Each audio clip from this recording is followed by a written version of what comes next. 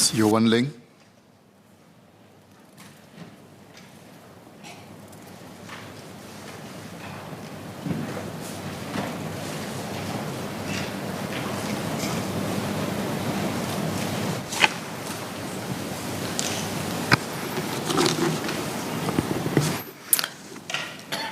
Mr. Speaker, sir, as I celebrated International Women's Day last month with my sisters, my constituents, my unionists, I was greatly inspired by the women from all walks of life, sharing what it meant to break the gender bias, smash glass ceilings, and reach for the stars. If we take a look around, we will realize that we are surrounded by so many inspirational Singaporean women. In one IWD panel, I met with 4 such inspirational women with very diverse life stories. Chef Judy is a successful chef, and after a very painful divorce, she used the baking skills she learned from her very supportive ex-mother-in-law to become a successful cafe and baking school business owner. Gwendolyn has a degree in political science and is also thriving as a rota commander and firefighter. Cheryl struggled with mental health and now is a beauty queen and a passionate advocate for mental wellness. Sophia left her job to focus on raising her young family, but in the midst of it, upskilled herself and is now the proud owner of a very fulfilling business of supplying wedding flowers. These stories and achievements of our ladies reflect the strength and determination we possess as we strive for excellence.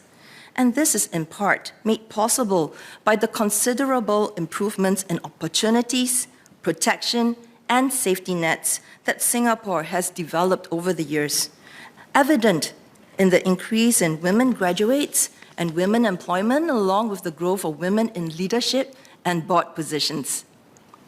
However, in our efforts to honor our women who #break the bias, our actions need to continually reflect the inherent challenges that women continue to face in our society, communities, and families.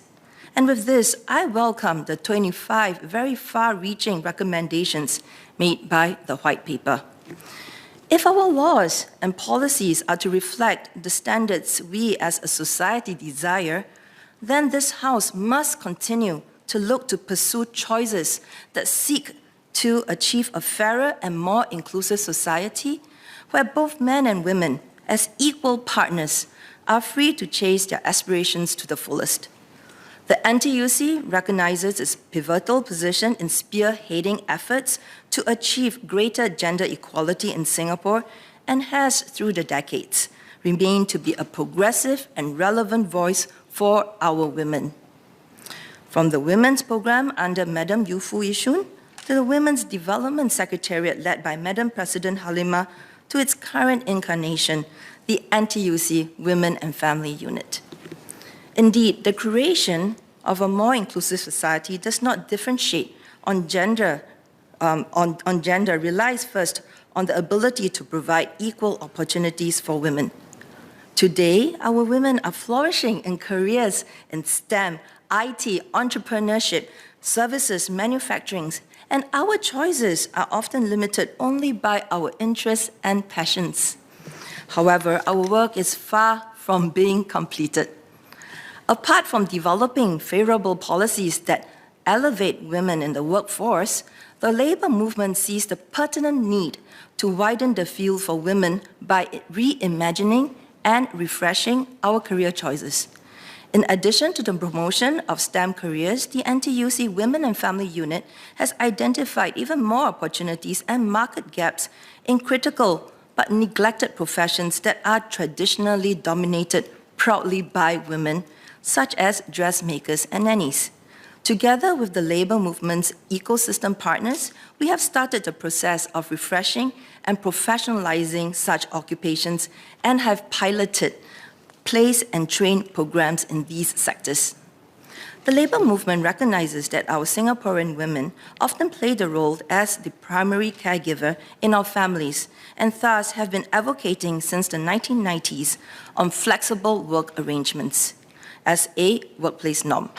We welcome and support the White Paper's recommendations on FWAs, and beyond the new tripartite guidelines on FWAs, we call on employers to take steps to ensure fairness in the appraisal and performance management of workers on FWAs. Workers must be clear about their duties, expectations, and deadlines when they are on the FWA. Women go through many seasons, and we recognize that women at different points of their lives would leave or enter/re-enter the workforce. Many face difficulty re-entering the workforce after an extended hiatus, as there is a mismatch in expectations and support between employers and women returners. The labour movement has sought to bridge this gap by providing training and mentoring that women can leverage on to give themselves a leg up. The labour movement through the NTUC's Women and Family Units Women Supporting Women Mentorship Program grants women at all levels, including PMETs, access to women mentors who provide support and guidance, allowing our women to have a better landing when they are returning to the workplace, or even to pursue better and shinier pathways at work. I witnessed the journey of some 50 mentees who benefited from this program, and I would like to share the experience of one, Ms. K. A single mom to 3 young children, Ms. K quit her job 5 years ago as she was constantly taking childcare leave to take care of her young children. When she joined the program, she was taken under the wing of unionist Sister Daphne Ng from the Singapore FinTech Association. This 6 months journey together culminated in Sister Daphne recommending Ms. K to a full-time role that provided flexible work arrangements which catered both to Ms. K's caregiving and professional needs. Such success stories have spurred the labour movement to bring the Women Supporting Women Mentorship Program to more local communities. And the labour movement welcomes the White Paper's recommendations on using mentorships to augment opportunities for women to re-enter the workplace. Mr. Speaker, sir, while the NTUC has pioneered actions that look to create opportunities and provide support for women to enter and re-enter the workforce, we also recognize the need to enhance our measures to protect women from workforce harassment and discrimination. Earlier this year, a survey conducted by the Women and Family Unit and the PAP Women's Wing revealed the worrying trends of gender discrimination that our women of today face at their workplaces. Not only did the report show that women perceive that they are disproportionately facing workplace discrimination, but it also highlighted the prevalence of a lack of company know-how and policy against such workforce discrimination and harassment. And this is in particular amongst companies that do not enjoy the abundance of resources and manpower.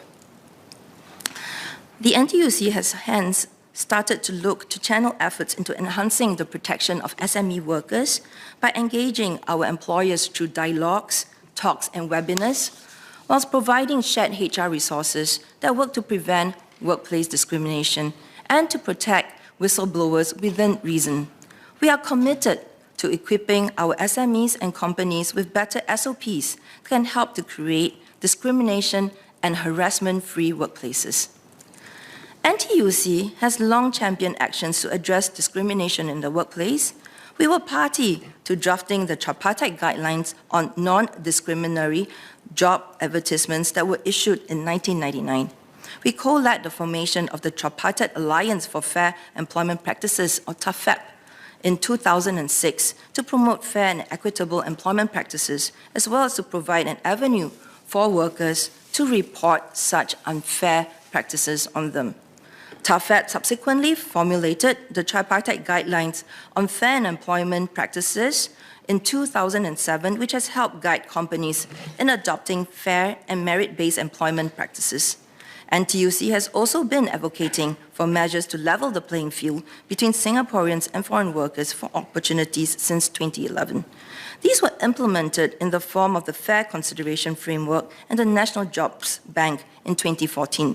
More recently, in 2021, the PME task force driven by NTUC and SNEF called for strengthening enforcement against errant companies adopting unfair practices, such as by empowering TAFEP to impose penalties on recalcitrant companies and putting in place safe whistleblowing policies and procedures to combat discrimination in the workplace.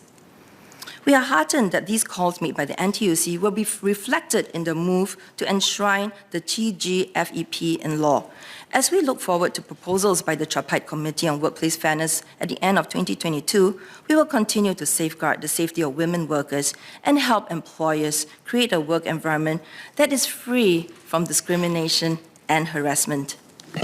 From the time I have stepped into this House, I've seen the concerted effort of our nation and this House in supporting the development of women in Singapore. While we have made progress over the years, the NTUC has identified multiple significant challenges that women continually face as they pursue their career aspirations. The NTUC believes that one's gender should never be an obstacle or hindrance in the workforce, and we will make every effort to providing opportunities and resources that work towards championing our women in the workplace. Mr. Speaker, I support the white paper and the motion. Thank you.